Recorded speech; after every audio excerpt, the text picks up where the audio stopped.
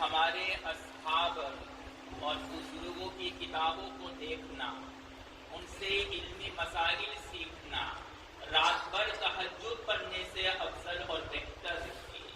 اور مفتی سرور خان رحمۃ اللہ علیہ فرماتے ہیں کہ دین کے کسی مسئلے کو، دین کے کسی باب کو حل کر لینا رات بھر نوافل پڑھنے سے بہتر ہے۔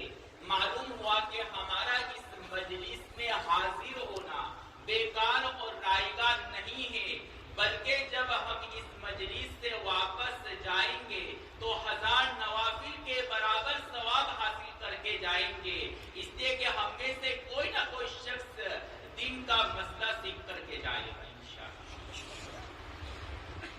صاحب بنیاد الطالبین لکھتے ہیں کہ شعبان کے معنی ہے پھیلا ہوا، چونکہ اس مہینے میں اللہ کی رحمت پھیلی ہوئی ہے، اس لیے اس مہینے کو شعبان کہا جاتا ہے۔ ہم کہتے ہیں کہ اس مہینے میں اللہ کی رحمتیں نازل ہوتی ہے، یہ جملہ غلط ہے۔ صحیح جملہ یہ ہے کہ اللہ تبارک و تعالی اس مہینے میں اپنی رحمتوں کو لٹاتے ہیں، موسلا دھار بارش کی طرح اپنی رحمتوں کو اتارتے ہیں۔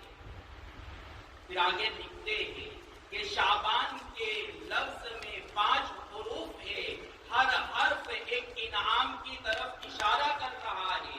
شعبان میں پہلا حرف شین ہے جو شرف اور بزرگی کی طرف اشارہ کر رہا ہے کہ اس مہینے میں عبادت کرنے والا شخص اللہ کی نظر میں مشرف، مکرم اور معزز ہو جاتا ہے، شرف اور بزرگی حاصل کر لیتا ہے۔ دوسرا حرف عین ہے جو علو، بلندی کی طرف اشارہ کرتا ہے کہ اس مہینے میں اور اس رات میں عبادت کرنے والے شخص کو اللہ تبارک و تعالی سربلند فرماتے ہیں۔ تیسرا حرف با ہے جو برن اور برکات کی طرف اشارہ ہے کہ اس رحمت، اس مہینے میں اللہ اپنی خصوصی برکتیں تقسیم کرتے ہیں اور نازل کرتے ہیں۔ اور چوتھا حرف الف ہے جو الفت اور محبت کی طرف اشارہ ہے کہ یہ وہ مہینہ ہے، یہ وہ رات ہے جس میں انسان کو آپس میں الفت اور محبت تقسیم کرنی چاہیے۔ یہ الفت کا مہینہ ہے، یہ محبت کا مہینہ ہے۔ ہمیں چاہیے کہ سچے دل سے اپنے دینی بھائیوں کو، اپنے اقارب اور اعزاء کو معاف کرے، ان کے ساتھ الفت اور محبت کا معاملہ کرے۔ اور آخری حرف ہے نون جو نور کی طرف اشارہ ہے کہ اس مہینے میں اور اس رات میں اللہ اپنے خصوصی انوارات اور تجلیات نازل فرماتے ہیں۔ لہذا جس نے اس مہینے کے حق کو، اس رات کے حق کو ادا کر دیا تو اللہ تبارک و تعالی اس کو ان 5 انعامات سے نوازتے ہیں۔ اس مہینے کے فضائل اور اس کی فضیلتیں بے شمار، خاص طور پر آج کی جو رات شب برات سے مشہور ہے، نصف شعبان سے مشہور ہے، اللہ کے رسول صلی اللہ علیہ وسلم نے اس مہینے کی اور اس مبارک رات کے متعلق متعدد فضائل بیان کیے۔ چنانچہ اللہ کے رسول صلی اللہ علیہ وسلم فرماتے ہیں کہ اس رات میں اللہ تبارک و تعالی مغرب کے بعد اور غروب آفتاب سے لے کر کے طلوع فجر تک اپنے منادی کو اعلان کے لیے بھیجتے ہیں کہ کوئی ہے جو مغفرت اور معافی مجھ سے طلب کرے تو میں اس کو معاف کر دوں، کوئی رزق طلب کرنے والا ہے جو مجھ سے رزق طلب کرے اور میں اس کو رزق عطا کروں، کوئی مصیبت زدہ ہے جو مجھ سے شکایت کرے اپنی مصیبت کے بارے میں اور میں اس کی مصیبت کو دور فرما دوں۔ دوسری روایت میں اللہ کے رسول صلی اللہ علیہ وسلم فرماتے ہیں کہ اس مہینے میں اللہ تبارک و تعالی قبیلہ بنو کلب کے برابر جو بکریاں ہیں ان کے اوپر جو بال ہے اس کے برابر امت کی مغفرت کرتے ہیں۔ اہل عرب میں قبیلہ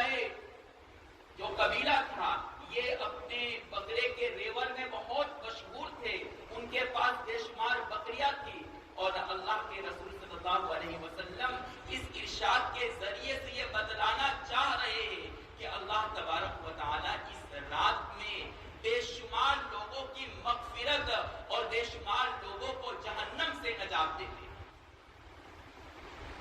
اور ایک روایت میں اللہ کے رسول صلی اللہ علیہ وسلم نے فرمایا کہ اس مہینے میں خاص روزہ رکھا کرو. حضرت عائشہ رضی اللہ تعالیٰ عنہ فرماتی ہے کہ اللہ کے رسول صلی اللہ علیہ وسلم اس مہینے میں کثرت سے روزہ رکھا کرتے تھے کہ کسی اور عام مہینے میں اتنے روزے نہیں رکھا کرتے. اللہ کے رسول صلی اللہ علیہ وسلم کو روزے رکھنے کی ضرورت کیا تھی؟ اللہ کے رسول صلی اللہ علیہ وسلم تو معصوم تھے، امام الانبیاء تھے، امام الاولیاء تھے، جس کے لیے کائنات قائم کی گئی، جس کی شان اور بزرگی کا عالم یہ ہے کہ کعب بن عجرہ رضی اللہ تعالیٰ عنہ فرماتے ہیں کہ جب آیت کریمہ نازل ہوئی یا ایھا الذین آمنوا صلوا، کہ اے ایمان والو تم نبی پر درود نازل کرو، تو ہم اللہ کے رسول کے دربار میں حاضر ہوئے اور اللہ کے رسول صلی اللہ علیہ وسلم سے سوال کیا کہ اے اللہ کے رسول، ہم آپ کے سامنے سلام پیش کرنے کا طریقہ تو جانتے ہیں، لیکن صلات اور درود پیش کرنے کا طریقہ کیا ہے؟ تو اللہ کے رسول صلی اللہ علیہ وسلم نے صحابہ کو درود ابراہیم کی تعلیم دی اور کہا کہ جب آپ میرے اوپر درود اور صلات نازل کرو تو یہ پڑھو اللہم صلی علی محمد، کہ اے اللہ تو نبی پر خصوصی رحمتیں نازل فرما. یہاں پر ابن العربی رحمۃ اللہ علیہ نے ایک اعتراض اور سوال اٹھایا ہے کہ درود شریف کا ترجمہ ہوتا ہے کہ اے اللہ تو رحمت نازل فرما، حالانکہ ہمیں حکم دیا جا رہا ہے کہ تم صلات اور رحمت نازل کرو اللہ کے رسول پر، لیکن جب ہم درود پڑھتے ہیں تو ہم اللہ کو حکم دے رہے ہیں کہ اللہ آپ رحمت نازل فرما. تو ابن العربی عشق والا جواب دیتے ہوئے کہتے ہیں کہ اصل بات یہ ہے کہ اللہ تبارک و تعالیٰ نے اپنے نبی سے ان کی زبان سے کہلوایا کہ اے نبی آپ اپنے صحابہ سے، آپ اپنی امت سے کہہ دے کہ جب درود نازل کرے تو درود میرے حوالے کرتے، اس لیے کہ وہ آپ کا مقام نہیں جانتے ہیں، وہ آپ کی شان نہیں جانتے ہیں، وہ آپ کی شان کے مطابق درود نازل نہیں کر سکتے ہیں. میری ذات معصوم، آپ کی ذات معصوم، میں آپ کی شان، آپ کے مقام اور رتبے کو جانتا ہوں، میں آپ کی شان کے مطابق درود نازل کروں. نبی کی شان کیا ہے کہ نبی کی شان کے مطابق امت کا کوئی فرد درود نازل نہیں کر سکتا ہے، اس لیے اللہ نے کہا میرے حوالے کر دو، اس لیے کہ نبی کے شان کو، نبی کے مقام کو تم نہیں جانتے ہو. ہم نبی کی شان کے مطابق اور ہم نبی کے مقام کے مطابق درود نازل کریں گے. تم نبی کی شان کیا جانتے؟ جس نبی کی یہ شان ہے، اس شان کے باوجود، اس عظیم مرتبے کے باوجود اللہ کے رسول صلی اللہ علیہ وسلم کو روزے رکھنے کی ضرورت کیا ہے؟ تو اس کی وجہ اور اس کی علت حضرت اسامہ بن زید رضی اللہ تعالیٰ عنہ اپنی روایت میں نقل کرتے ہیں کہ اللہ کے رسول صلی اللہ علیہ وسلم سے سوال کیا گیا کہ اللہ کے رسول آپ اس مہینے میں کثرت سے روزہ کیوں رکھتے ہیں؟ تو اللہ کے رسول صلی اللہ علیہ وسلم نے کیا بہترین جواب دیا، فرمایا کہ جب میرا نامہ اعمال اللہ کے در پر پیش کیا جائے تو میں چاہتا ہوں کہ روزے دار ہونے کی حالت میں میرے نامہ اعمال پیش کیے جائے.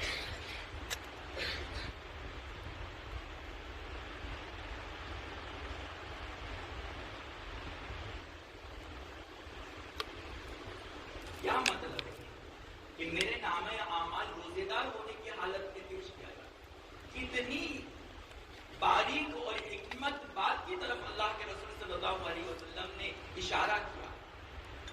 کیا اللہ کے رسول صلی اللہ علیہ وسلم کے نامہ اعمال میں گناہ ہوں گے؟ گناہ تو درکنار، گناہ کا تصور بھی اللہ کے رسول کے نامہ اعمال میں نہیں ہو سکتا. اللہ کے رسول کے نامہ اعمال میں اگر کچھ ہو سکتا ہے تو لمبی لمبی تہجدیں جو کسی امت نے نہیں پڑھی، لمبی نوافل اور لمبے لمبے سجدے جو آج تک امت کے کسی فرد نے ادا نہیں کیا، بیواؤں کے ساتھ، لوگوں کے ساتھ، مظلوموں کے ساتھ، اسی طریقے سے جو بے سہارا لوگ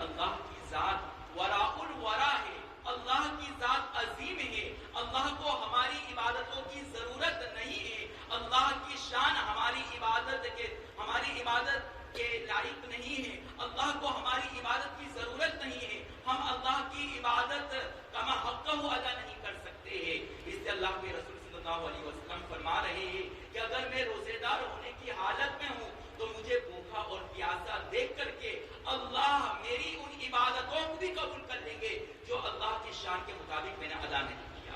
قربان چاہیے اس نبی پر کروڑوں سلام اور درود ہو اس نبی پر کہ جس کی عبادت کا حال یہ ہے کہ امت کا کوئی فرد نبی کی طرح اخلاص کے ساتھ عبادت نہیں کر سکتا ہے. پھر بھی اللہ کے رسول صلی اللہ علیہ وسلم کہہ رہے کہ میں روزہ اس لیے رکھ رہا ہوں تاکہ بھوکے پیاسے ہونے کی حالت میں اللہ کو میرے اوپر ترس آ جاوے اور میری عبادت کو قبول فرما دے. یہ ایسا ہی ہے جیسا کہ ایک مجرم جج کے سامنے پیش کیا جاوے تو اس کے جرائم اور گناہ بہت سارے ہیں لیکن وہ مجبور ہے, بھوکا پیاسا ہے, لاچار ہے, بیچارہ ہے, تو جج اس کی یہ بے کسی اور اس کی یہ بری حالت کو دیکھ کر کے اس کے سارے جرائم کو معاف کر دیتا ہے اور کہتا ہے کہ اس کو میں کیا سزا سناؤں, وہ تو پہلے ہی سے پریشان حال ہے. اللہ کے رسول یہی بتلانا چاہ رہے ہیں کہ میں روزہ اس لیے رکھ رہا ہوں تاکہ میری اس بے کسی کو دیکھ کر کے اللہ تبارک و تعالیٰ میری عبادت کو قبول فرمائے. اور کتنی عجیب بات ہے کہ اللہ کے رسول صلی اللہ علیہ وسلم نے اس عمل اور اس عبادت کی نسبت اپنی طرف کی, امت کی طرف نہیں کیا. یہ نہیں کہا کہ اے میری امت تم روزہ رکھو تاکہ جب تمہارے اعمال پیش ہو تو تم روزے دار ہو, بلکہ اللہ کے رسول صلی اللہ علیہ وسلم اپنی طرف اس بات کو منسوخ کر رہے ہیں کہ میں اس لیے روزے دار رہنا چاہتا ہوں تاکہ میرا نامہ اعمال پیش ہو تو اللہ کے در پر جب میرے اعمال پیش کیا جا رہے ہو تو اللہ کو ترس آ جا رہے. یہ اللہ کے رسول صلی اللہ علیہ وسلم کی عاجزی ہے, اللہ کے رسول کی انکساری ہے, اللہ کے رسول کا تواضع ہے, اللہ کے رسول صلی اللہ علیہ وسلم کی گہری نظر کا ثبوت ہے کہ اللہ کے رسول صلی اللہ علیہ وسلم کی نظر اللہ کی صفت بنا پر, اللہ کی صفت بے نیازی پر تھی. اس لیے کہ اللہ کے رسول جانتے ہیں کہ میں کتنی بھی اخلاص کے ساتھ عبادت کر لوں لیکن اللہ کی ذات بے نیاز ہے, اخلاص کے باوجود بھی اللہ میری عبادت کو رد کر سکتے ہیں, اس کو مردود کر سکتے ہیں. اسی وجہ سے جب ابراہیم علیہ السلام نے کعبۃ اللہ کو تعمیر کر لیا تو قرآن پاک ان کی دعا کے الفاظ کو نقل کر رہا ہے وَتَقَبَّلْ مِنَّا, اے اللہ ہمارے اس کام کو, کعبۃ اللہ کے تعمیری کام کو قبول فرما. صاحب روح المعانی علامہ آلوسی رحمۃ اللہ علیہ نے یہاں پر ایک سوال اٹھایا ہے کہ ابراہیم علیہ السلام نے کعبۃ اللہ کو اخلاص سے ہی تعمیر کیا ہوگا, نبی کے بارے میں ریاکاری کا گمان یہ ظاہر قاتل ہے, انسان ایسا تصور ہی نہیں کر سکتا ہے کہ نبی نے ریاکاری کے ساتھ یہ کام کیا ہوگا. تو یقینی بات ہے کہ حضرت ابراہیم علیہ السلام نے یہ کام اخلاص کے ساتھ ہی کیا تھا لیکن پھر بھی کہہ رہے ہیں وَتَقَبَّلْ مِنَّا, اے اللہ ہمارے اس کام کو, عمل کو قبول فرما. آخر نبی ابراہیم علیہ السلام کو یہ دعا کرنے کی ضرورت کیا تھی؟ تو علامہ آلوسی آگے لکھتے ہیں کہ اس کی وجہ یہ ہے کہ ابراہیم علیہ السلام کی نظر اللہ کی صفت بنا, اللہ کی بے نیاز ذات پر تھی کہ وہ جانتے تھے کہ اخلاص کے باوجود اللہ تبارک و تعالی میرے اس عمل کو مسترد کر سکتے ہیں, اس کو رد کر سکتے ہیں. اس لیے عاجزی کے ساتھ دعا کر رہے ہیں وَتَقَبَّلْ مِنَّا, کہ اللہ ہماری اس عبادت کو اور اس عمل کو قبول فرما. یہی وجہ ہے کہ اللہ کے رسول صلی اللہ علیہ وسلم اپنی طرف منسوخ کہہ رہے ہیں کہ میں روزے دار ہوں, اے اللہ میری اس عبادت کو قبول کر لے اس لیے کہ تجھے میری عبادت کی ضرورت نہیں ہے. اور امت کو یہ سبق دیا جا رہا ہے کہ جب سرکار دو عالم صلی اللہ علیہ وسلم یہ عمل کر رہے ہیں تو امت کی بھی ذمہ داری بنتی ہے کہ جب بھی کوئی عبادت کرے تو عاجزی اور انکساری کرے اور اللہ کی صفت بنا کی طرف نظر کرے کہ اللہ کو تمہاری عبادت کی ضرورت نہیں ہے, پھر بھی اللہ سے کہے کہ اللہ ہماری عبادت کو قبول کرے. اور روزے رکھنے کی دوسری وجہ خود حضرت عائشہ رضی اللہ تعالی عنہ دوسری روایت میں بیان کر رہی ہے. حضرت عائشہ رضی اللہ تعالی عنہ فرماتی ہے کہ اللہ کے رسول صلی اللہ علیہ وسلم اس مہینے میں اور ان مبارک دنوں میں روزہ اس وجہ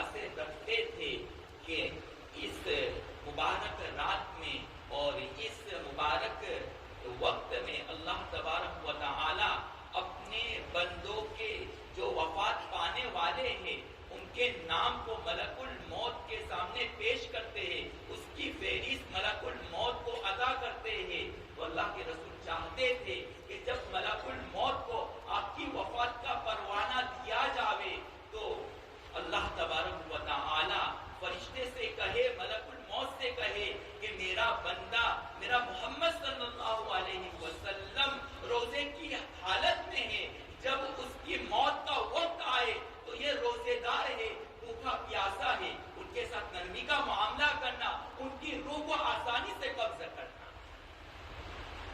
جب حاکم اور بادشاہ کسی کو بلاتا ہے اور جب وہ جانتا ہے کہ میں جس شخص کو بلا رہا ہوں وہ کمزور ہے، بھوکا پیاسا ہے، تو وہ داعی سے کہتا ہے، دعوت دینے والے اور بلانے والے سے کہتا ہے کہ یہ کمزور ہے، اس کو عزت اور احترام کے ساتھ لانا، اس کے ساتھ نرمی کا معاملہ کرنا، وہ تو کمزور ہو چکا ہے۔ اللہ کے رسول صلی اللہ علیہ وسلم ہمیں یہی سبق سکھانا چاہ رہے ہیں کہ تم روزہ رکھو تاکہ جب تمہارے موت کا پروانہ آج کی رات ملک الموت کے سامنے پیش کیا جائے تو اللہ اس سے کہے، اے میرا فرشتہ، اس کے ساتھ نرمی کا معاملہ کرنا، اس کی موت جب آئے تو اس کی روح کو آسانی سے قبض کرنا، اس لیے کہ وہ تو روزے کی وجہ سے کمزور ہو چکا ہے۔ اللہ کے رسول صلی اللہ علیہ وسلم کا اس امت پر کتنا احسان عظیم ہے کہ اللہ کے رسول نے ہمیں اس مہینے میں عبادت کرنے کا طریقہ اور اللہ سے معافی مانگنے کا طریقہ بتلا دیا، کن الفاظ کے ذریعے سے ہم اللہ کے رسول کا شکریہ ادا کریں، کن الفاظ کے ذریعے سے ہم آپ کو خراج عقیدت پیش کریں، کس تصور سے ہم اللہ کے رسول صلی اللہ علیہ وسلم کی قدم بوسی کریں۔ جتنا بھی اللہ کے رسول کا شکر ہم ادا کریں وہ کم ہے، ہم اللہ کے رسول کا حق ادا نہیں کر سکتے۔ اب سوال یہ ہے کہ جب اللہ کے رسول صلی اللہ علیہ وسلم نے ہمیں اس مبارک رات میں، اس مبارک مہینے میں روزے رکھنے کا حکم دیا، عبادت کرنے کا حکم دیا، تو ہم کیا عبادت کریں، کون سی عبادت کریں اس مبارک رات میں؟ تو اس سلسلے میں یہ سمجھ لیں کہ کوئی مخصوص عبادت، مخصوص نفل کا طریقہ اللہ کے رسول صلی اللہ علیہ وسلم سے اس مبارک رات میں ثابت نہیں، البتہ احادیث کے ذخائر سے چند باتیں معلوم ہوتی ہے کہ اس مبارک رات میں چند عبادتیں کریں، بالخصوص 4 عمل ضرور کریں۔ پہلا عمل نوافل پڑھیں، طویل اور لمبی قراءت کریں تاکہ آپ کے نوافل میں کچھ طول ہو جاوے، کچھ دیر تک اللہ کی سرگوشی کریں۔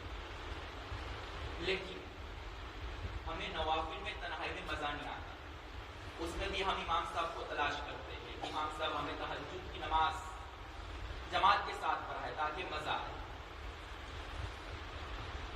یہ نفل کی ناشکری ہے۔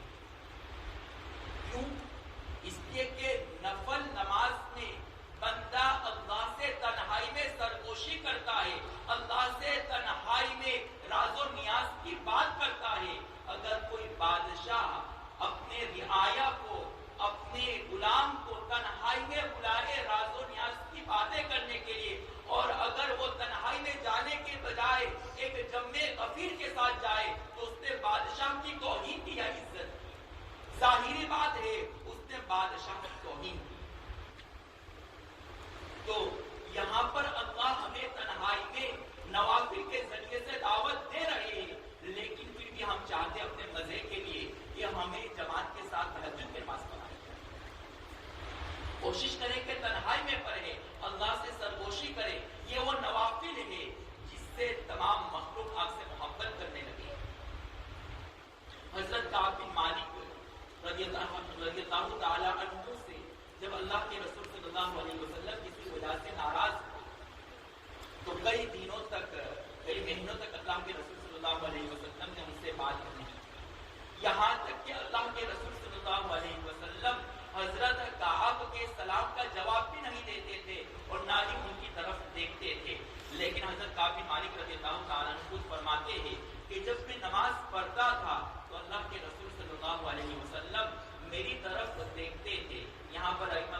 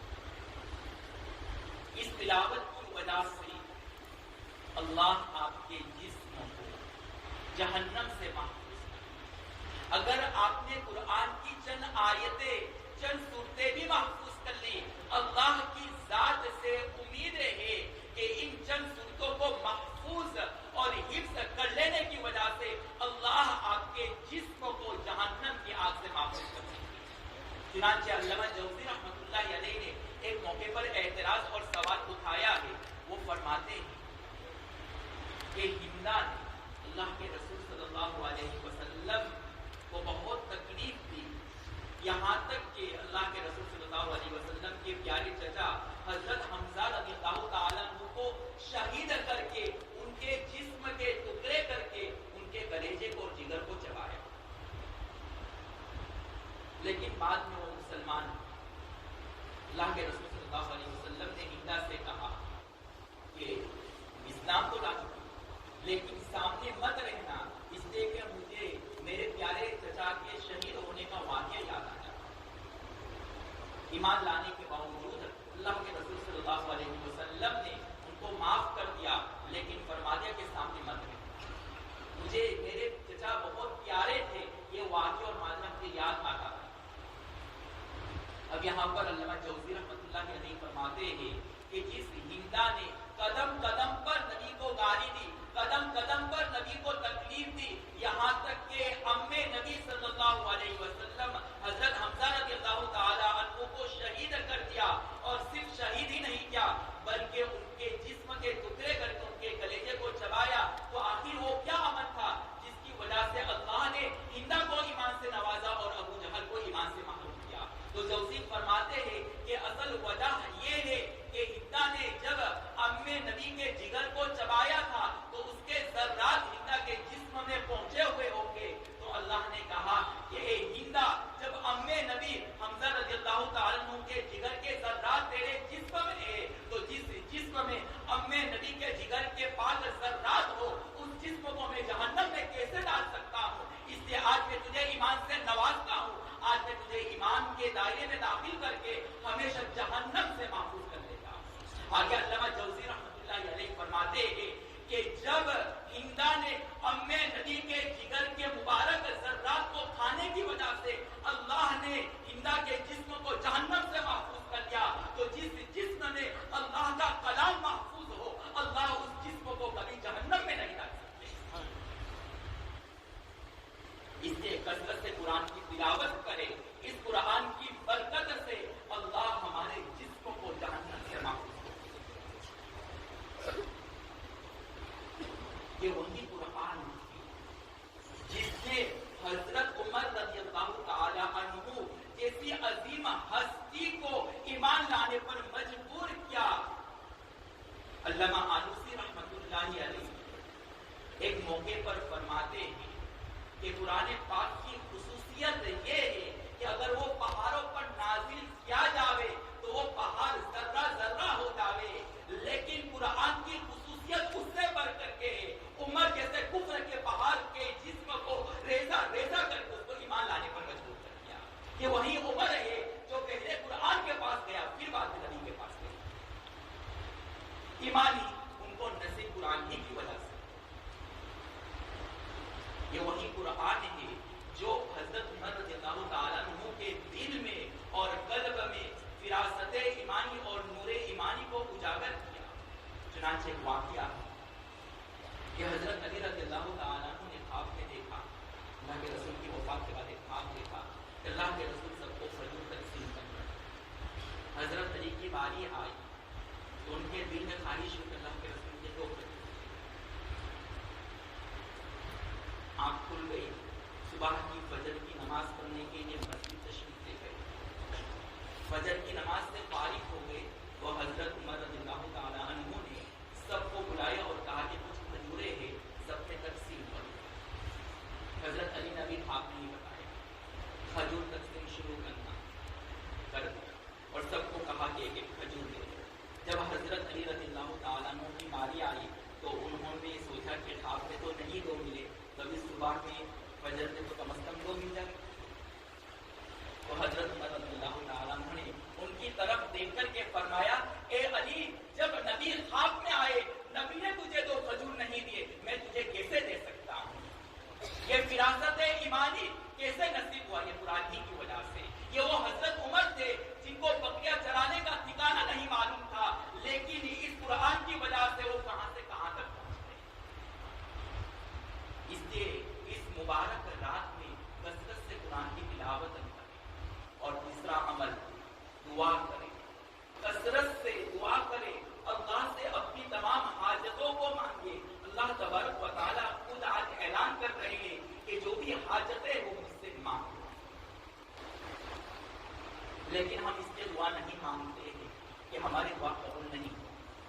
لیکن علامہ اسماعیل رحمۃ اللہ علیہ نے کیا بہترین بات فرمائی.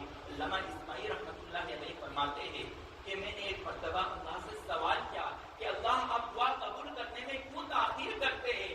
تو اللہ تبارک و تعالیٰ نے مجھے جواب کیا انی احب ان اسمع صوت عبدی، کہ جب بندہ دعا کرتا ہے تو میں اس کی دعا کی آواز کو سننا چاہتا ہوں، اس کی آواز کو سننا پسند کرتا ہوں، اس لیے اس کی دعا میں تاخیر کرتا ہوں، اس لیے کہ اگر میں نے اس کی دعا فوراً قبول کر لی تو دعا بند کر دے گا اور اس کی اس آواز کو میں سے کیسے سن پاؤں گا.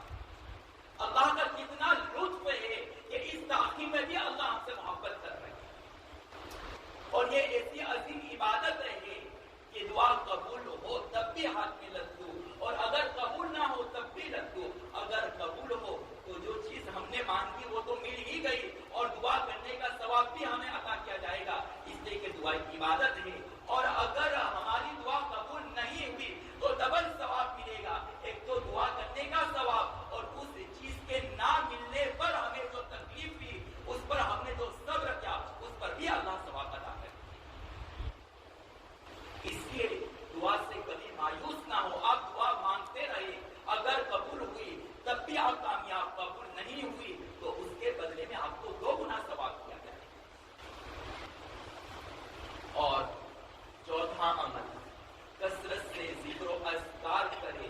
اگر آپ نوافل قرآن کی تلاوت اور دعا سے تھک گئے تو کثرت سے استغفار پڑھے، تیسرا کلمہ پڑھے اور کثرت سے درود شریف پڑھے.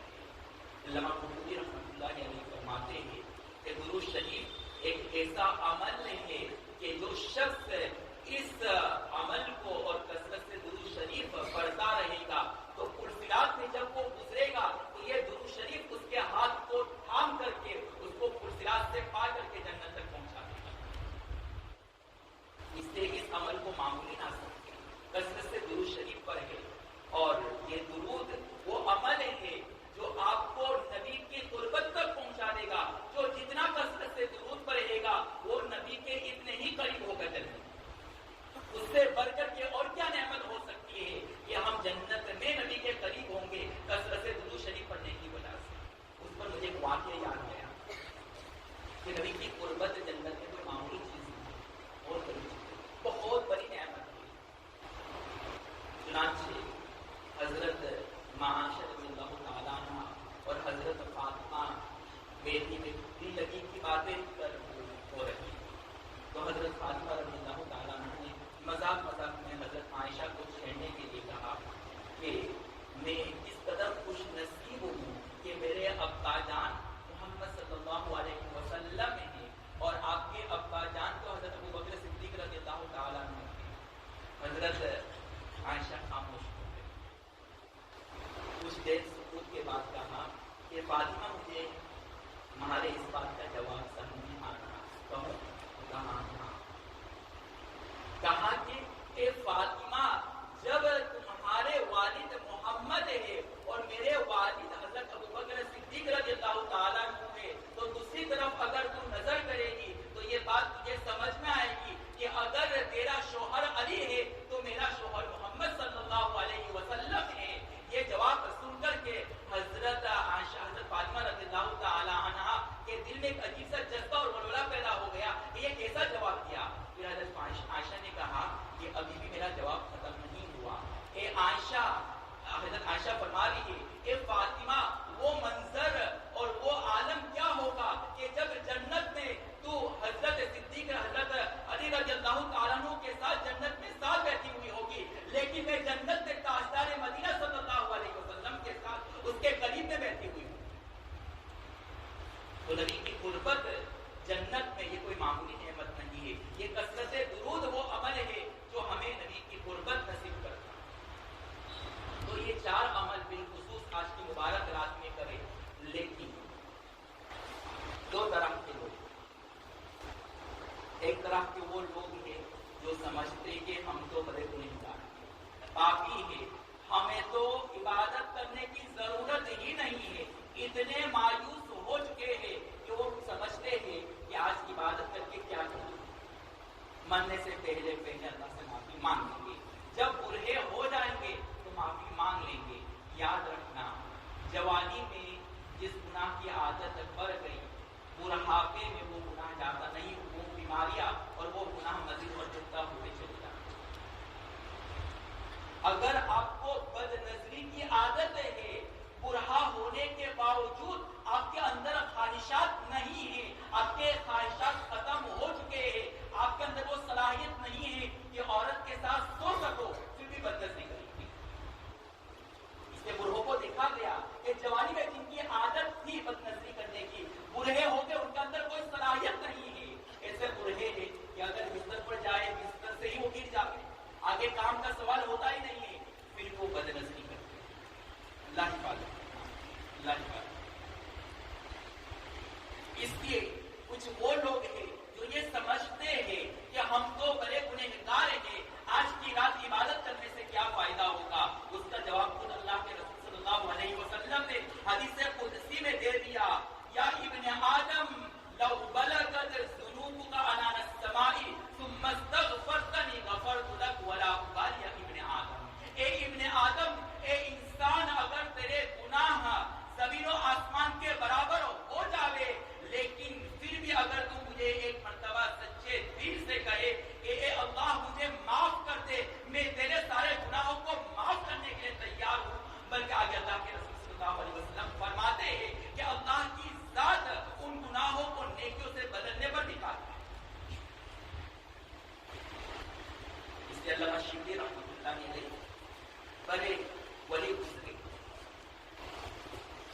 ان کے بڑے مریدین تھے۔ ایک مرتبہ بیان کے بعد ان کے مریدین ان کے بہت تانے، اللہ تبارک و تعالیٰ نے علامہ شبلی سے الہام کیا اور ان کے قلب میں القاء کیا کہ شبلی، بیان کے بعد تمہاری بہت واہ اور تعریفیں ہو رہی ہیں، اگر میں تمہارے عیوب لوگوں کے سامنے ظاہر کر دوں تو لوگ تمہاری طرف دیکھنا پسند نہیں کریں گے، تمہارے گناہوں کو دیکھ کر کے تمہاری طرف سے نظر پھیریں گے۔ تو علامہ شبلی رحمۃ اللہ علیہ نے جواب دیا کہ اللہ اگر تو میرے عیوب کو کھول دے گا تو میں تیری رحمانیت کو کھول کھول کر کے اس طرح بیان کروں گا کہ کوئی بندہ بھی اتنے گناہ ہونے کے باوجود کبھی تیری رحمت سے مایوس نہیں ہوتا۔ اللہ نے علامہ شبلی سے کہا کہ اے شبلی، میری رحمت کو اس قدر کھول کے مت بیان کرنا، ورنہ لوگ گناہ پر آمادہ ہو جائیں گے، گناہ پر دلیر ہو جائیں گے، اس لیے کہ ان کو میری صفت رحمانیت کا علم ہو چکا ہے۔ اے شبلی، میں تیرے عیوب اور تیرے راز کو چھپاتا ہوں، تو میری صفات رحمانیت کے راز کو چھپا دینا، ورنہ میرے بندے گناہ پر دلیر ہو جائیں گے۔ یہ ہے اللہ کی رحمت۔ اس لیے چاہے اچھا ایک سوال یہ ہے کہ اگر آج ہم نے توبہ کر لی تو پھر واپس کل ہم گناہ کریں گے تو توبہ کا کیا فائدہ ہے؟ تو اس کا جواب خود شیخ عطار رحمۃ اللہ علیہ نے اپنی مشہور اور شہرہ آفاق کتاب پانورامہ میں، پانورامہ کی کتاب ہے جو ہمارے مدرسے میں پڑھائی جاتی ہے، میں نے سالہ تک اس کتاب کو پڑھا ہے اور اسی مضمون کو صاحب مشکات نے متعدد احادیث میں بھی نقل کیا۔ یہ مشکات جو طلباء میرے پاس پڑھتے ہیں ان کے سامنے یہ مضامین بہت کھول کر کے بیان کیے جاتے ہیں۔ پھر اتنا وقت نہیں ہے ان تمام احادیث کے مضامین کو جس اللہ کی رحمت کو بیان کیا گیا ہے وہ کھول کر کے بیان کیا گیا۔ آپ صرف اندازہ کریں کہ مشکات شریف کی جو پہلی حدیث انما الاعمال بالنیات ہے، جس کو ہر عام آدمی جانتا ہے، اس میں جو بات ہے اس بات سے نکلنے والے مسائل ہزاروں کی تعداد میں، اور اس حدیث پر جو مسائل اور جو نکات اور اسرار اور علوم بیان کیے جاتے ہیں اختصار کے ساتھ بیان کیا جائے تو 3 مہینے تک اس حدیث پر سبق چلتا ہے، اور اگر آپ مزید ڈیپ میں جائے، گہرائی میں جائے تو اس حدیث پر آپ سال بھر کلام کر سکتے ہیں۔ تو یہ نبی کے کلام کی شان ہے کہ اس میں بے شمار رموز چھپے ہوئے ہیں۔ تو اللہ کے رسول صلی اللہ علیہ وسلم نے احادیث میں جو اللہ کی صفت رحمانیت کو بیان کیا، اسی خلاصے کو شیخ عطار اپنی مشہور کتاب پانورامہ میں لکھتے ہیں، بحر الطاف تو بے پایا بود، نا امید از رحمت شیطان بود، کہ اے اللہ تیری رحمتوں کا سمندر ایک بحر نا ساحل ہے، نہ ختم ہونے والا یہ بتانا چاہ رہے ہیں، اس بات کی طرف اشارہ کرنا چاہ رہے ہیں کہ اللہ کی رحمت ایک ایسا سمندر ہے جس کا کوئی کنارہ نہیں ہے. بندہ معافی مانگتے مانگتے تھک جائے گا لیکن اللہ معاف کرتے کرتے کبھی بھی نہیں تھکے.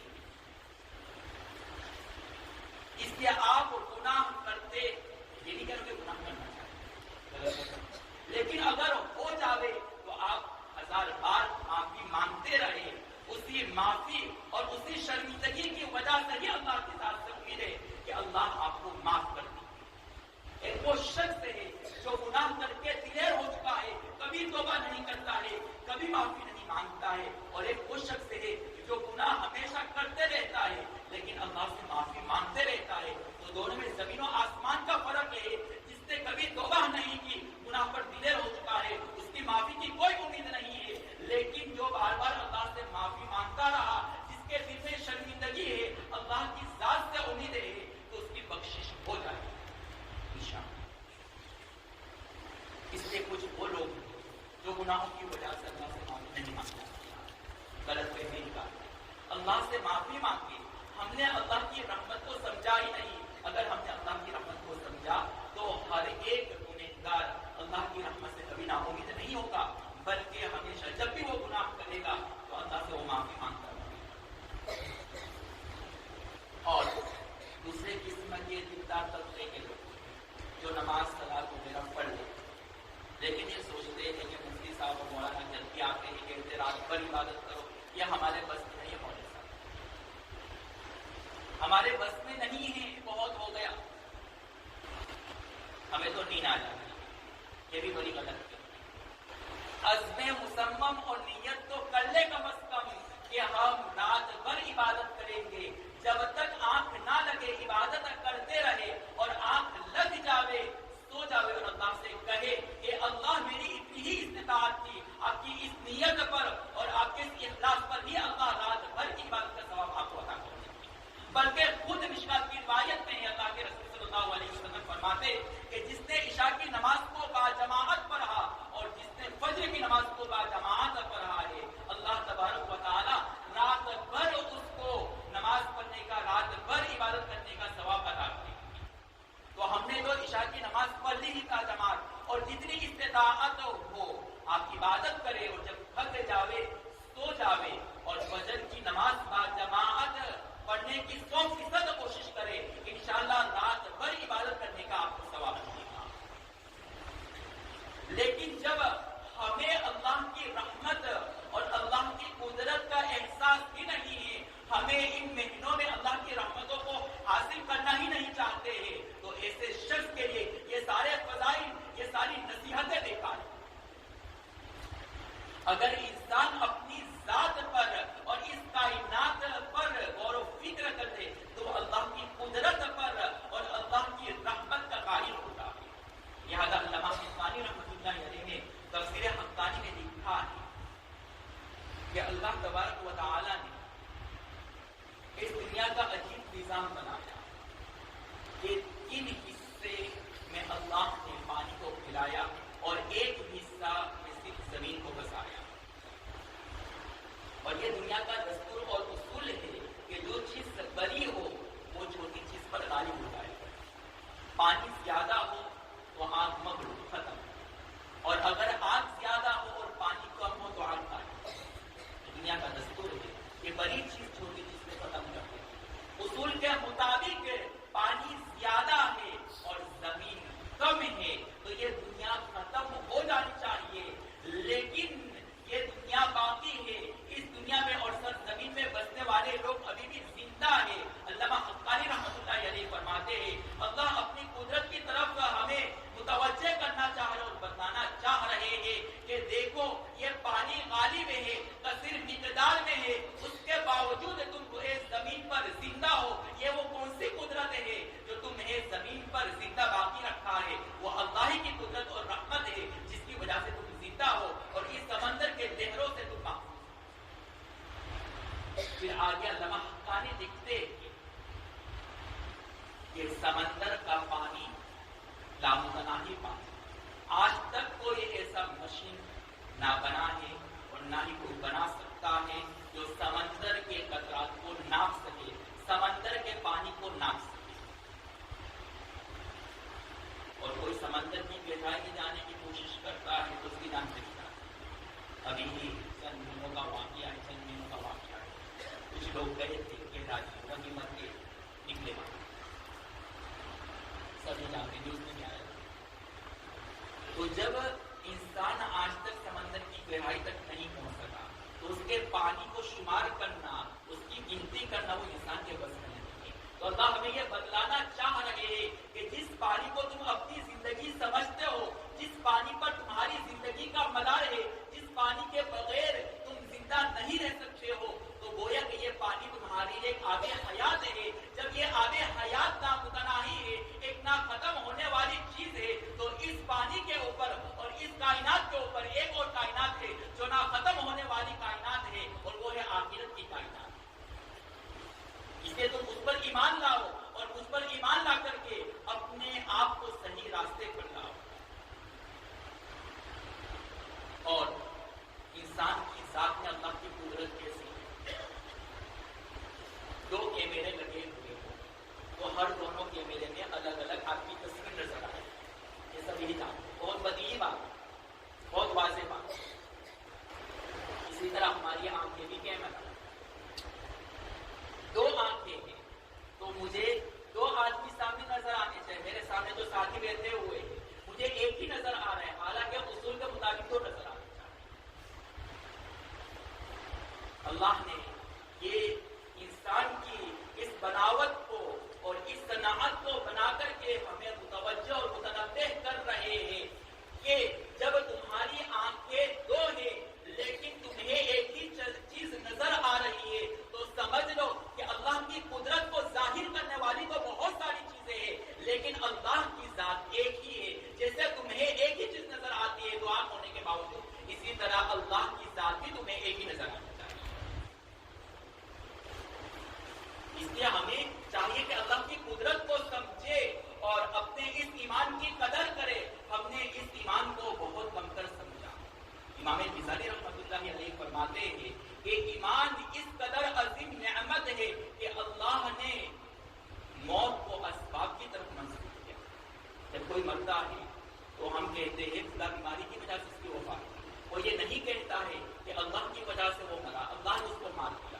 اللہ نے موت کو اسباب کی طرف اس لیے منسوخ کیا کہ اگر اللہ موت کو اسباب کے بجائے اپنی ذات کی طرف منسوخ کرتے تو ہو سکتا ہے اس سے ہمارے عزیز کا انتقال ہوتا، ہم اس کو برداشت نہیں کر پاتے، اللہ کی ذات پر اعتراض کر دیتے اور یہ اعتراض ہمیں ایمان سے نکال سکتا تھا. اس لیے اللہ نے ہمارے ایمان کو بچانے کے لیے موت کو اسباب کی طرف منسوخ کیا تھا کہ اپنی ذات کی طرف. حالانکہ حقیقی موت دینے والی ذات اللہ کی ذات. اللہ کی نظر میں ایمان کتنی عظیم چیزیں ہیں کہ ایمان کی حفاظت کے لیے اللہ نے موت کو اسباب کی طرف منسوخ کیا ہے. اور مفتی عبدالرشید صاحب لدھیانوی رحمۃ اللہ علیہ نے ایک موقع پر لکھا ہے کہ اذان کی اتنی فضیلتیں ہیں لیکن اتنی ساری فضیلتیں اللہ کے رسول نے بیان کی، اس کے باوجود آپ صلی اللہ علیہ وسلم سے اذان دینا ثابت نہیں. آخر کیا وجہ تھی کہ نبی نے کبھی اذان نہیں دی؟ اتنے سارے فضائل بیان کرنے کے باوجود تو حضرت فرماتے ہیں کہ اس کی اصل وجہ یہ ہے کہ اگر نبی اذان دیتے تو حی علی الصلاۃ جب نبی کہتے تو اس کا مطلب یہ کہ نماز کی طرف آؤ، اور یہ نبی کی طرف سے حکم ہے. اور جب نبی حکم کرے اور کوئی نبی کے حکم کی اطاعت نہ کرے وہ کافر ہو جاتا ہے. تو اللہ چاہتے تھے کہ ایمان والوں کا ایمان بچا رہے، اس نے نبی کو کہا کہ آپ اذان مت کرو. اتنی عظیم نعمت ہے کہ اللہ تبارک و تعالیٰ نے تمام حیوانوں کو سر جھکا کر کے کھانا سکھایا، لیکن ایک انسان ایک ایسا فرد واحد ہے، ایک ایسا حیوان ناطق ہے جو سر جھکا کر کے نہیں کھاتا ہے بلکہ ہاتھ اٹھا کر کے لقمے اپنے منہ میں ڈالتا ہے. امام غزالی رحمۃ اللہ علیہ فرماتے ہیں کہ اس کی وجہ یہ ہے کہ جب اس نے ایمان کو قبول کر لیا، لا الہ الا اللہ پڑھ لیا، تو یہ ایسا معزز سر ہو چکا ہے کہ اب یہ سر کسی کے سامنے بھی نہیں جھکے گا، یہاں تک کہ کھانے کے سامنے بھی نہیں جھکے گا. اس سے اللہ تبارک و تعالیٰ نے انسان کو ہاتھ دیا تاکہ ہاتھ کے ذریعے سے کھائے اور اپنے سر کو کھانے کے سامنے نہ جھکائے. اگر یہ سر جھکے گا تو صرف اللہ کی ذات کے سامنے. تو ہمیں چاہیے کہ اللہ کی قدرت کو سمجھے اور اللہ کی قدرت کو سمجھ کر کے اپنے ایمان کو تازہ کرے اور اللہ کے احسان کو سمجھے کہ اللہ نے ہمیں ایمان دے کر کے اتنی عظیم نعمت سے نوازا. تو میں یہ بتلا رہا تھا کہ کچھ وہ لوگ ہیں جو مایوس ہو کر کے بالکل ہی عبادت نہیں کرتے ہیں اور کچھ وہ لوگ ہیں جو عبادت تو کرنا چاہتے ہیں لیکن سمجھتے ہیں کہ ہم تھک جائیں گے. تو اللہ کی قدرت اور رحمت کی طرف نظر کرے. آپ کے لیے ہر عبادت کرنا آسان ہے. اور آخری بات کہ اس مبارک رات میں ہم جتنی بھی عبادت لیکن کچھ محروم القسمت لوگ جن کی مغفرت نہیں نہ اس مبارک رات میں نہ رمضان کے مہینے میں اور نہ ہی لیلۃ القدر. وہ کون سے لوگ ہیں جن کی اس مبارک رات میں بخشش نہیں؟ مشرک، وہ شخص جو اللہ کی ذات اور صفات میں کسی کو شریک کرے تو اس کی مغفرت نہیں ہوتی ہے. شرک یہ کفر کی ایک قسم ہے. جہاں مشرک کی مغفرت نہیں ہوتی ہے وہاں کافر کی بھی بخشش نہیں ہوتی. اس لیے کہ دونوں نے اللہ کا انکار کیا. ان اللہ یغفر، کہ اللہ تبارک و تعالی سب کی مغفرت فرماتے ہیں لیکن شرک کرنے والے کی مغفرت نہیں فرماتے. آخر شرک اور کفر اتنا بڑا گناہ کیوں ہے جس کی وجہ سے اللہ اس کی مغفرت نہیں کرتے؟ اس کو مثال سے سمجھیں. اعمال کی حیثیت اللہ کے یہاں کوالٹی کے حساب سے، کوانٹیٹی اور مقدار کے حساب سے نہیں. ایک بیٹا کوانٹیٹی کے حساب سے وہ بہت اچھے کام کرتا ہے، بیووں کی مدد کرتا ہے، غریبوں کی مدد کرتا ہے، سب کے ساتھ حسن سلوک کرتا ہے، سب کے ساتھ نرمی سے بات کرتا ہے، ہر ایک کی مدد کرتا ہے، سخاوت کرتا ہے، ساری بھلائیاں کرتا ہے، لیکن اپنے باپ کا انکار کرتا ہے. بلکہ دلیل مانگتا ہے اپنے باپ سے کہ تو مجھے بتا کہ دلیل کیا ہے کہ تو میرا باپ. تو دیکھیے کوانٹیٹی کے حساب سے اس کے پاس بہت سارے اعمال ہیں اور کوانٹیٹی کے حساب سے اس نے صرف ایک ہی جرم کیا کہ اس نے اپنے باپ کا انکار کیا. لیکن اگرچہ کوانٹیٹی کے حساب سے ایک ہی گناہ ہے لیکن اس کی کوالٹی اور اس جرم اور یہ گناہ اتنا بڑا ہے کہ ایک طرف تو کوانٹیٹی کے حساب سے اس کے پاس جتنے بھی اعمال ہیں، جتنی بھی اچھائیاں ہیں، لیکن کوالٹی کے حساب سے جرم اتنا بڑا ہے کہ اس کے یہ سارے اعمال، یہ سارے اچھے کام بیکار اور رائے گا ہے. اسی طریقے سے کافر اور مشرک چاہے کتنی بھی عبادت کر لے، کوانٹیٹی کے حساب سے اس کے پاس بہت سارے اعمال ہیں لیکن اس نے ایک گناہ اور ایک ایسا جرم عظیم کیا ہے، ایک ایسا سنگین گناہ کیا ہے جو دیکھنے میں ایک ہے لیکن کوالٹی کے حساب سے وہ بہت بڑا جرم ہے کہ اس نے خالق کائنات کا انکار کیا ہے. اس لیے اللہ نے کہا کہ اس کو ہمیشہ اور دائمی جہنم میں ڈالا جائے. تو اس رات میں مشرک مغفرت نہیں ہوگی. اسی طریقے سے شرابی کی بھی مغفرت نہیں ہوگی. اس سے اگر کوئی شراب کا عادی ہو تو توبہ تائب ہو جائے، شراب کو ترک کرنے کا عزم مصمم کر لے. اسی طریقے سے ہر نشے والی چیز کو ترک کرنے کا عزم مصمم کر لے. اسی طریقے سے زانی اور بدکار کی بھی مغفرت اس رات کی نہیں. اگر کوئی زنا میں مبتلا ہے، بدکار ہے، تو اپنے آپ کو اس گناہ سے محفوظ رکھے، اپنے آپ کو گناہوں سے بچائے. اس لیے کہ ایک ایسا گناہ ہے کہ اگر آپ نے کسی ماں بہن کی عزت کو تار تار کیا ہے تو آپ کی ماں بہنوں کے ساتھ یہ ساری کیا جائے گا. اسی طریقے سے اس رات میں قطع رحمی کرنے والے کی مغفرت ہے، جو اپنے رشتے داروں سے تعلقات ختم کرے، جو لوگوں کے متعلق دل میں کینہ رکھتے ہیں. کینہ کس کو کہتے ہیں؟ کسی سے دشمنی ہے اور آپ کے پاس طاقت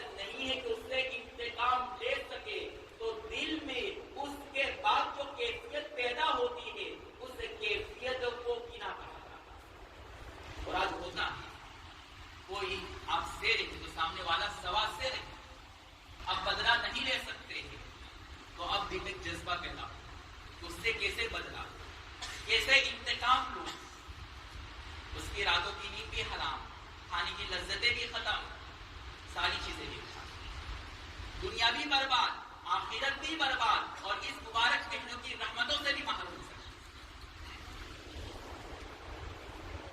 اس لیے سب سے پہلے اپنے دل کو گناہ سے محفوظ رکھے، اور جن سے بھی آپ نے تعلقات ترک کر رکھا ہے ان سے اپنے تعلقات کو آج کی رات میں صحیح کر لے، معافی تلافی کر لے۔ حضرت شیخ زکریا نور اللہ مرقدہ فرماتے ہیں کہ ہمیں اپنی انا اور اپنی عزت اتنی محبوب ہے کہ ہم اپنے انا کو ترک کرنے کے لیے تیار نہیں ہے، لیکن ان مبارک راتوں کی رحمتوں سے معروم ہونا ہمیں منظور ہے۔ ہمیں انا اور اپنی عزت کو چھوڑنا منظور نہیں ہے، لیکن ان راتوں میں کینہ اور دشمنی رکھ کر کے اللہ کی رحمتوں سے محروم ہونا ہمیں منظور ہے۔ ہماری کیا حیثیت کہ ہم کسی سے کینہ رکھیں، ہماری کیا حیثیت کہ ہم کسی کو حقیر سمجھیں۔ امام اعظم امام ابو حنیفہ رحمۃ اللہ علیہ کے واقعہ کہ ان کے پڑوس میں شرابی تھا، روزانہ چلاتا، ایک دن اتفاق اس کی آواز نہیں، امام صاحب گھر تشریف لے گئے، دیکھا نہیں تھی، وہ گھر والوں سے پوچھا تو کہا کہ وہ تو جیل کھاتا ہے۔ ہم پریشان ہو گئے، اب آپ بھی بچ گئے، اس سے ہم بھی بچ گئے۔ امام صاحب جیلر کے پاس گئے اور کہا کہ میرا پڑوسی جیل خانے میں کو چھوڑ، وہ جیلر اور پولیس آفیسر نے کہا کہ آپ تو ہمارے امام اعظم ہیں، آپ ہمارے پاس کیوں آئے، ہم آپ کے پاس آتے ہیں، عظیم ہستی ہمارے پاس آئے۔ تو کہا میرا کام کس دن آپ کے پاس آیا۔ چنانچہ امام اعظم اس کو اپنے ساتھ راستے میں لیے، راستے میں کوئی نصیحت نہیں، راستے بھر نہ کوئی تانا دیا، اور خاموشی کے ساتھ اس کو اپنے گھر پر پہنچا۔ دوسری رات ہوئی، دیکھا آج بھی سناٹا، خاموشی ہے، تو امام صاحب پھر گھبرا گئے کہ کہیں کچھ اور نہیں ہو گیا، کوئی جیل میں تو نہیں چلا گیا واپس۔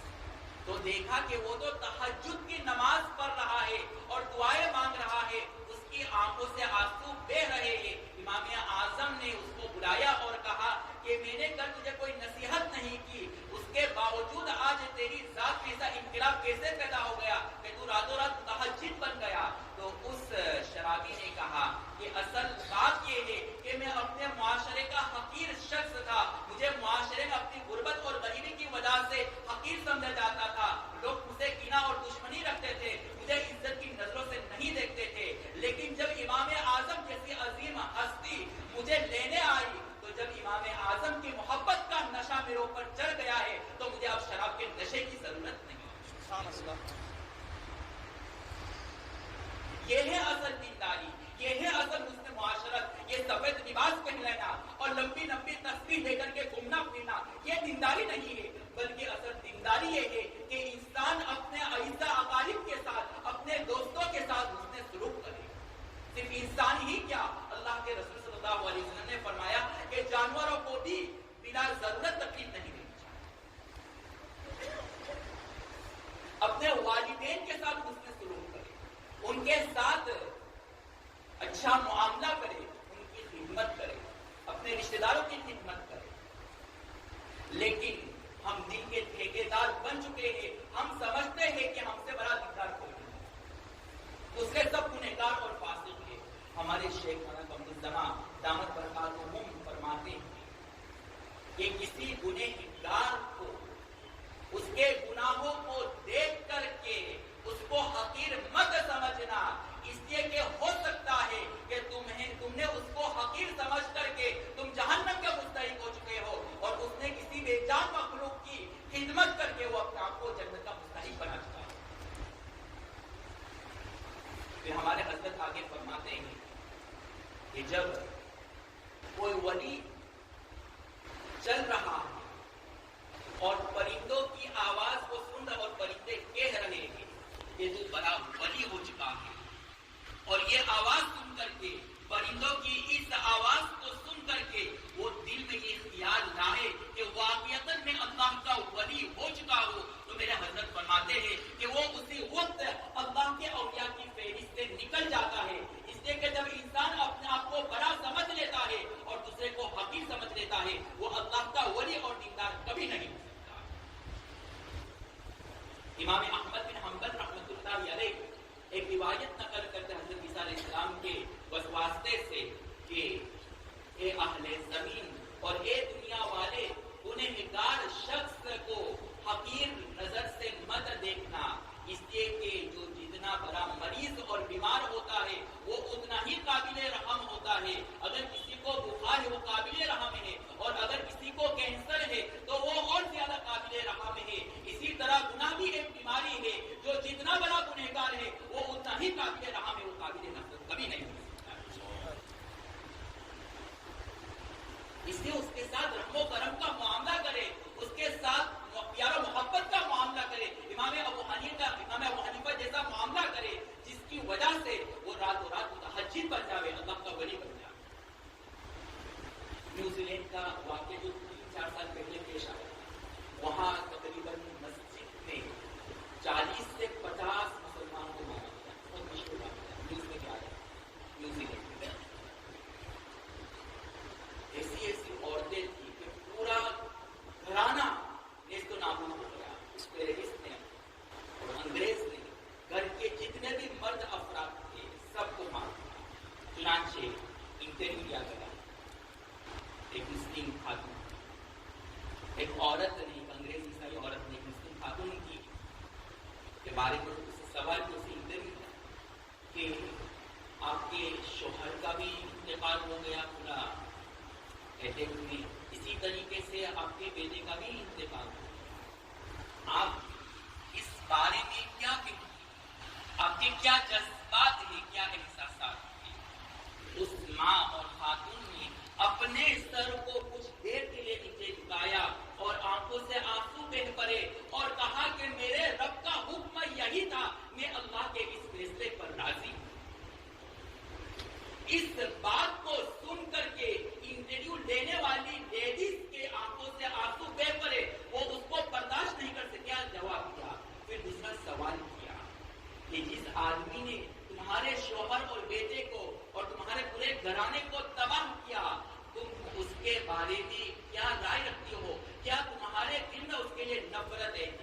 اس عورت نے کہا کہ میرے دل میں اس کے لیے نفرت نہیں ہے، بلکہ مجھے افسوس ہے کہ اس نے محبت کے مزے کو نہیں چکھا، میں نے محبت کے مزے کو چکھا ہے۔ اگر وہ محبت کے مزے کو چکھ لیتا تو مسلمانوں سے کبھی نفرت نہیں کرتا۔ اس جواب کو سن کر کے انٹرویو لینے والی لیڈیز بے ساختہ ہو گئی، بے قابو ہو گئی، وہ یہ بھول گئی کہ میں انٹرویو لے رہی ہوں۔ مائک کو چھوڑ کر کے وہ اس کی قدم بوسی کرنے لگی، اس کے ہاتھ چومنے لگی، اور کیمرہ مین اس چیز کو ریکارڈ کر رہا ہے اور وہ اس پورے بات کو ریکارڈ کر رہا ہے، لیکن وہ لیڈیز بھول گئی کہ میں کیا کر رہی ہوں۔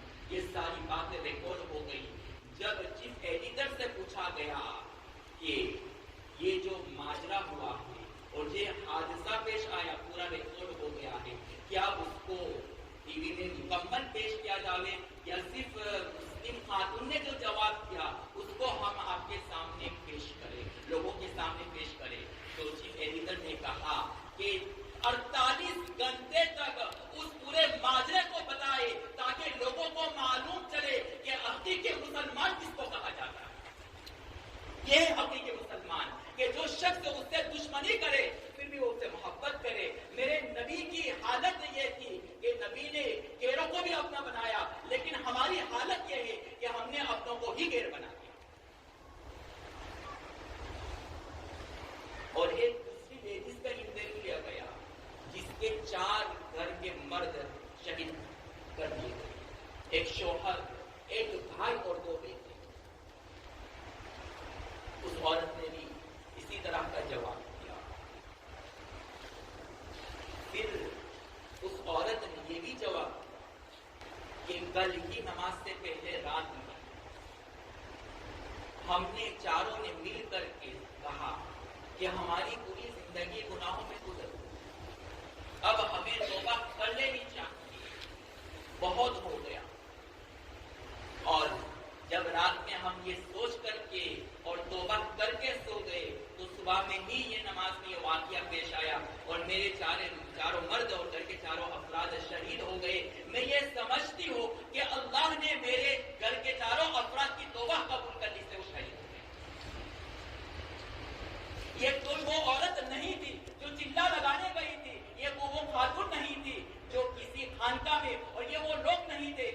خانقاہوں میں لمبی لمبی دیر تسبیح پڑھ کر کے جا رہے تھے، بلکہ ایک عام انسان تھے جنہوں نے اپنی پوری زندگی گناہوں میں گزار دی، لیکن ان کے اندر کیسا ایمانی جذبہ ہے کہ وہ اللہ کی نظر میں کیسے اٹھ گئے، کیسے بلند ہو گئے کہ پوری دنیا نے ان کی اس وقعت کو، ان کی اس عظمت کو تسلیم کیا۔ اس سے معلوم ہوا کہ کبھی کسی کو حقیر نہیں سمجھنا چاہیے، اس لیے کہ اللہ کی نظر میں اس کا مقام کیا ہے ہمیں کیا معلوم۔ اس سے اس مبارک رات میں گناہ کرنے والے، قضا تعلق رکھنے والے حضرات اپنے آپ کو اس گناہ سے باز رکھے اور اپنے آپ کو اس سے محفوظ رکھے اور خود بھی اپنی ذات پر رحم کرے اور دوسروں کو بھی معاف کرے۔ اور ایک وہ شخص جس کی مغفرت نہیں ہوگی، والدین کی نافرمانی کرنے والا، والدین کی نافرمانی کرنے والا ایسا محروم القسمت شخص ہے جو آخرت میں تو ناکام ہی ہے، دنیا میں بھی وہ ایمان سے محروم ہو جاتا ہے، موت کے وقت اس کو کلمہ نصیب نہیں ہوتا ہے۔ چنانچہ حدیث کی کتابوں میں مشہور واقعہ ہے کہ ایک صحابی کلمہ پڑھنا چاہ رہے ہیں لیکن کلمہ جاری نہیں ہو رہا ہے۔ اللہ کے رسول صلی اللہ علیہ وسلم ان کی والدہ کے پاس تشریف لے گئے اور کہا کیا تم اپنے بیٹے سے ناراض ہو؟ تو کہا ہاں، تو کہا معاف کر دو، وہ کلمہ نہیں پڑھ پا رہا ہے۔ تو ماں نے کہا کہ میں اس کو معاف کرنے کے لیے تیار نہیں ہوں۔ تو اللہ کے رسول نے کہا کہ اس صحابی کو آگ میں جلا دو، لکڑیاں جمع کر اس کو آگ میں جلا دو۔ تو ماں نے کہا کہ تم میرے بیٹے کے ساتھ کیا کر رہے ہو اللہ کے نبی، اللہ کے رسول؟ تو کہا کہ یہ تو دنیاوی آگ ہے جس کو تم دیکھ نہیں پا رہے ہو کہ میرا بیٹا دنیاوی آگ میں جلے گا، اگر تم معاف نہیں کرو گی اور وہ اسی حال میں دنیا سے رخصت ہو گیا تو کہیں ایسا نہ ہو کہ وہ دائمی آگ کا مستحق ہو جاوے۔ تو ماں کو یہ بات سمجھ میں آ گئی، جیسا ہی ماں نے معاف کیا تو دوسری طرف ان کی زبان پر کلمہ جاری۔ باادب بانصیب میں عجیب بات، یوسف علیہ السلام بہت بڑے قریب گزرے، ان کا مستقل واقعہ قرآن پاک میں مستقل صورت نازل کی گئی سورہ یوسف کے نام سے۔ جب وہ بادشاہ بن گئے تو ان کے والدین دربار میں حاضر ہوئے اور ان سے سلام کلام کر کے ان کے سجدے میں گر گئے۔ یہ سجدہ تعظیمی تھا جو امم سابقہ میں اور پہلی امتوں میں جائز تھا، ہماری شریعت میں جائز نہیں۔ اللہ تبارک و تعالیٰ نے حضرت یوسف علیہ السلام پر الہام کیا اور کہا کہ اے یوسف، جب تمہارے والدین تیرے دربار میں حاضر ہو رہے تھے تو ادب کا تقاضا یہ تھا کہ تم کھڑے ہو کر کے ان کے استقبال کے لیے باہر جاتے اور ان سے سلام کرتے، لیکن تم نے ان کھڑے ہو کر کے ان کا استقبال نہیں کیا بلکہ وہ تمہارے پاس آئے۔ اس بے ادبی کی سزا یہ ہوگی کہ ہم آج سے تمہارے خاندان میں نبوت کے نور کو چھین لیتے ہیں، اب تمہارے خاندان میں کوئی نبی پیدا نہیں۔ حالانکہ ان کا پورا گھرانہ اوپر سے لے کر کے نیچے تک سب نبیوں کا گھرانہ تھا، صرف اپنے ماں باپ کی ایک ادنا سی بھی ادبی کی، لیکن اللہ تبارک و تعالیٰ نے اس بے ادبی کی وجہ سے حضرت یوسف علیہ السلام کی نسل میں اس کے بعد کوئی نبی نہیں پیدا۔ اس لیے ماں باپ کی بے احترامی اس قدر سنگین جرم ہے کہ اس مبارک راتوں میں اس کی مغفرت نہیں ہوتی ہے اور نہ ہی موت کے وقت اس کو کلمہ نصیب ہوتا ہے اور نہ ہی اس کو زندگی میں چین سکون نصیب ہوتا ہے، وہ ہمیشہ مارا مارا پھرا رہتا ہے۔ اور میں جوانوں سے خاص طور پر مخاطب کر کے پیش رہا ہوں اور خاص طور پر گھر میں رہنے والی جو عورتیں سیریلیں بہت دیکھتی، سیلف رسپیکٹ کے نام پر ہماری ماں بہنوں کو اور ہمارے جوانوں کو باغی بنایا جا رہا ہے کہ ہم حق پر ہیں، ہم اپنے والدین کی بات کیوں سنیں؟ اس کا جواب بھی قرآن نے دیا کہ ماں باپ 1000 بار غلط ہو لیکن تمہیں ان کے سامنے اف کرنے کی، بے ادبی کرنے کی اجازت نہیں ہے۔ ہاں تم اپنی بات پیش کر سکتے ہو لیکن ان کے اوپر ہاتھ اٹھانا، ان کے سامنے زبان درازی کرنا یہ تمہارے لیے جائز نہیں ہے۔ سیلف رسپیکٹ کے نام پر ہماری ماں بہنیں اپنے ماں باپ کے سامنے اپنی آوازوں کو بلند کرتے ہیں اور سمجھتے ہیں کہ یہی عزت اور احترام ہے اور یہی ہماری بلندی ہے، اسی میں ہماری شان ہے۔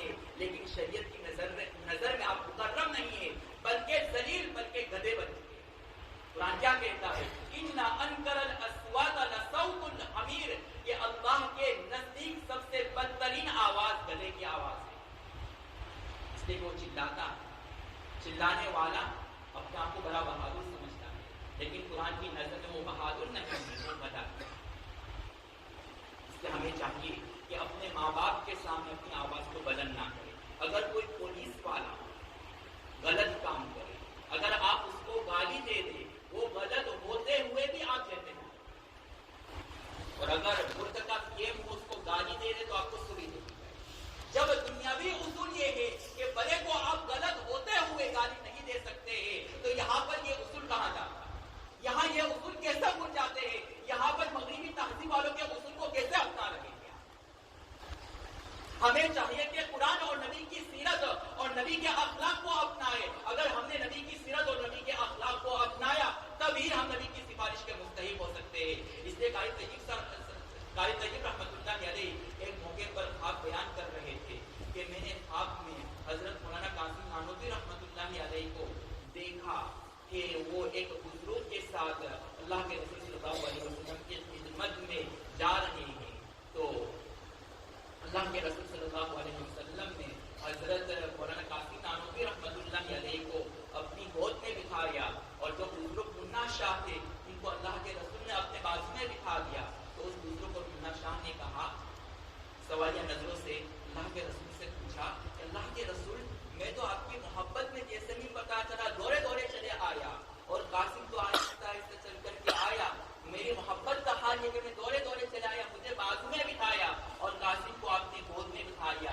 تو اللہ کے رسول صلی اللہ علیہ وسلم نے فرمایا، منا شاہ اصل بات یہ ہے کہ قاسم میرے قدموں کو تلاش کرتے ہوئے آ رہا تھا، وہ اپنے قدموں کو میرے قدموں پر رکھ رہا تھا، اس لیے میں نے اس کو اپنی گود میں بٹھایا. اس واقعے کو بیان کرنے کے بعد، اس خواب کو بیان کرنے کے بعد قاری طیب صاحب رحمۃ